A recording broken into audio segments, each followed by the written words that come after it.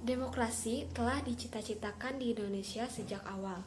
Bukti yuridisnya, Undang-Undang 1945 sebelum amandemen dalam pasal 1 ayat 2 menyatakan dalam kedaulatan berada di tangan rakyat dan dilaksanakan sepenuhnya oleh Majelis Permusyawaratan Rakyat. Sementara itu, sesudah amandemen bunyi pasal 1 ayat 2 Undang-Undang Dasar 1945 masih menyiratkan hal serupa, yaitu kedaulatan berada di tangan rakyat dan dilaksanakan menurut Undang-Undang Dasar.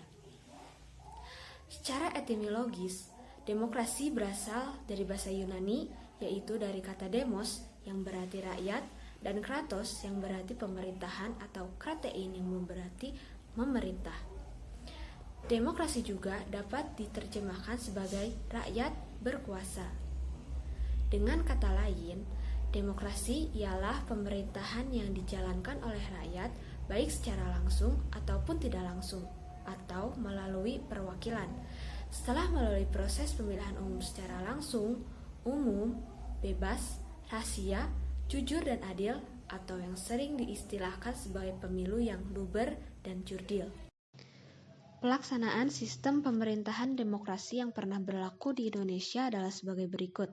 Yang pertama, demokrasi liberal 1945 sampai 1959.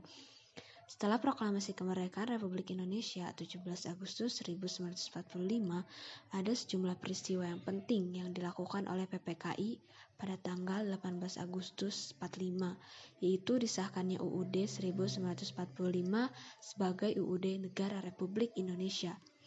Pada tanggal 3 November 1945, keluar maklumat yang memperbolehkan membentuk multipartai.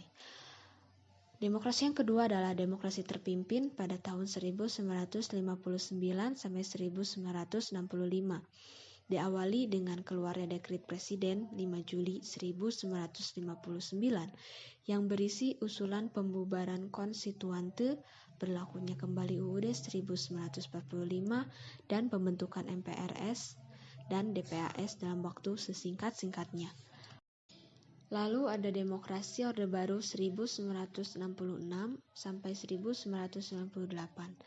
Sejak tahun 1966, Soeharto sebagai pengemban sumber semar memegang kendali kekuasaan dan menyebut pemerintahannya sebagai Orde Baru dengan tekad melaksanakan Pancasila dan UUD 1945 secara murni dan konsekuen. Lalu ada pelaksanaan demokrasi Pancasila. Pelaksanaan demokrasi ini baik pada masa Orde Baru maupun era reformasi lazim disebut dengan istilah sistem pemerintahan demokrasi Pancasila.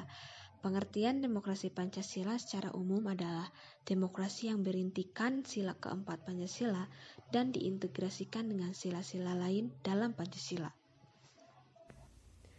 Saya Anitia Rahmanidini, NIM 1909355 dari Pendidikan Teknik Mesin 2019, mengupload video ini untuk memenuhi tugas pendidikan kewarganegaraan.